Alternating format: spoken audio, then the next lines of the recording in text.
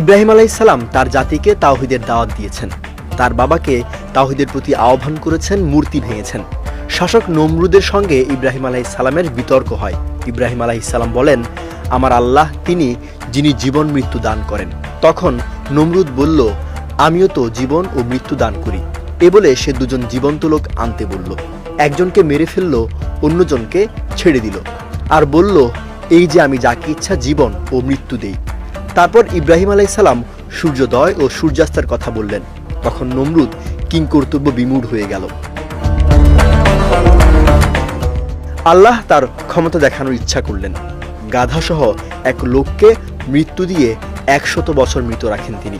100 বছর পর জীবিত করে আল্লাহ তাকে বললেন, তুমি এ অবস্থায় কতদিন ছিলে? লোকটি বলল, একদিন অথবা একদিনের কিছু সময়। পুনরায় যখন জীবিত হলো তখন সূর্য অস্ত যাচ্ছিল। লোকটি ভাবল, হয়তো দিনের মধ্যবর্তী সময়টুকু মৃত অবস্থায় ছিলাম। আল্লাহ জানিয়ে দিলেন, তুমি 100 বছর মৃত ছিলে এবং আল্লাহ নিদর্শনগুলো দেখিয়ে দিলেন। এ লোকটি কে ছিল তা নিয়ে অনেক বর্ণনা পাওয়া যায়। অনেক মুফাসসিরদের মতে তার নাম ছিল উজায়ের। এ ব্যাপারে মহান আল্লাহ বলেন, আবার সেই ব্যক্তির কথা স্মরণ করো যে এমন এক শহরে পৌঁছেছিল যা ধ্বংসস্তূপে পরিণত হয়েছিল।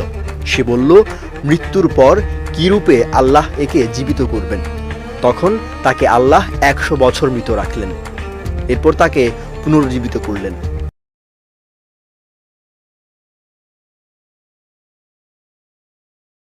আল্লাহ বলেন, তুমি মৃত অবস্থায় কতক্ষণ ছিলে? সে বলল, একদিন বা একদিনেরও কিছু কম। তিনি বললেন, না, 100 বছর ছিলে। আর লক্ষ্য করো তোমার খাদ্য সামগ্রী ও পানীয় বস্তু আর তোমার গাধাটাকে, ওসব অবিকৃত রয়েছে, আর আমি তোমাকে মানব জাতির জন্য নিদর্শন স্বরূপ করব। আর গাধার হাড়গুলোর দিকে লক্ষ্য করো, কিভাবে সেগুলোকে আমি জোড়া দেই ও মাংস দিয়ে ঢেকে দেই। যখন তা তার কাছে স্পষ্ট হলো তখন সে বলে উঠল, আমি জানি আল্লাহ সব বিষয়ে সর্বশক্তিমান।